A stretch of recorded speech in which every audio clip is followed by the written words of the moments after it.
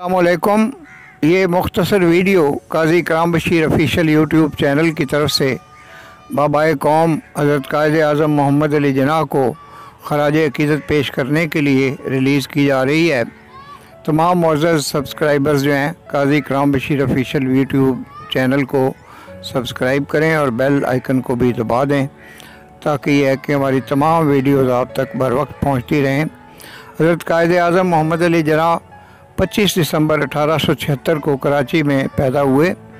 वो एक मुतम्मल ताजर के बेटे थे और बहुत ही ज़्यादा सरवतमंद फैमिली से उनका ताल्लुक़ था। पहले उन्होंने कानून की तालीम जो है, आला तालीम जो है वो लिंकन इन लंदन से हासिल की और उसकी वजह उन्होंने ये बताई कि लिंकन इन के दरवाज़े पे दुनिया भर के जो बेहतरीन कानूनदान थे और कानून साज थे उनमें सर फ़हरिस्त हज़रत मोहम्मद मुस्तफ़ा सल्लल्लाहु अलैहि वसल्लम का नाम नामी और इसमें ग्रामी था। तो इसीलिए हज़रत कायद आज़म ने बार इत्तला करने के लिए लिंकन इन लंदन में दाखिला लिया और वापसी पे अपनी जो वकालत थी वो बॉम्बे में शुरू की, जहाँ उनकी छोटी हमशीरा मोहतरमा फ़ातिमा जिन्ना जो उनसे 17 साल छोटी थी उम्र में, वो भी बॉम्बे में उनके साथ थीं और उन्होंने डेंटल सर्जरी का कोर्स किया, डेंटिस्ट का कोर्स किया और मादरे मिल्लत ने सारी उम्र अपने भाई की सियासी जद्दोजहद में उनका साथ दिया और उनका हमेशा ख्याल रखा।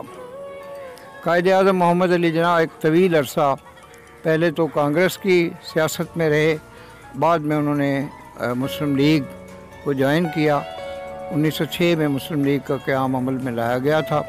कायद आज़म एक तवील अरसा मुसलमानों की सियासी जद्दोजहद में उनके रहनुमा की हैसियत से एक नुमायाँ किरदार अदा करते रहे, लेकिन बाद में दिल बर्दाश्ता होकर इंग्लैंड चले गए।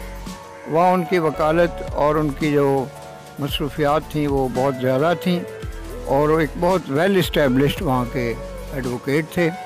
लेकिन अल्लामा इकबाल ने ये मुनासिब समझा कि उनको मुख्तलिफ़ ख़तूत लिख कर वापस इस कौम की क़यादत के लिए बुलाया जाए और हज़रत कायद आज़म ने वापस आकर कौम की क़यादत की।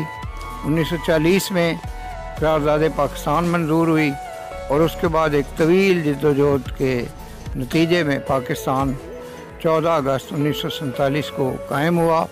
हज़रत कायद आज़म की सेहत शुरू से ही इजाज़त नहीं देती थी कि वो सियासी सरगर्मियों को जारी रखें, तो बिलाखिर उनकी जो सेहत है बतदरीज वो ख़राब होती चली गई और उनको ज़ियारत रेजिडेंसी में मुंतकिल किया गया बलूचिस्तान में।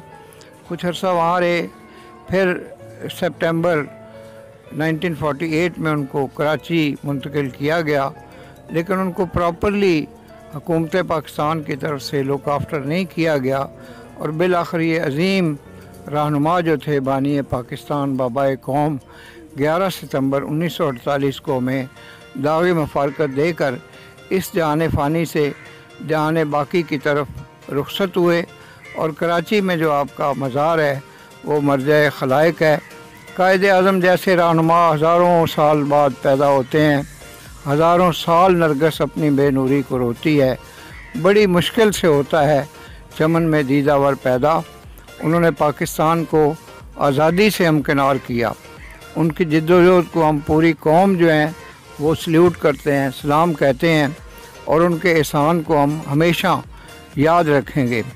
कौम के जो सियासी रहनुमा थे और जो कौम थी उसकी गलतियों और कोताहियों के नतीजे में अब तक हमें कश्मीर जो है वो हमारे हाथ में नहीं आया, पाकिस्तान का हिस्सा नहीं बना, बल्कि वहाँ पे जो कानून साजी की गई है उसकी वजह से काफ़ी ज़्यादा पेचीदगियाँ पैदा हो गई हैं और कश्मीर में जुल्म और सितम का बाज़ार जो है वो गर्म है।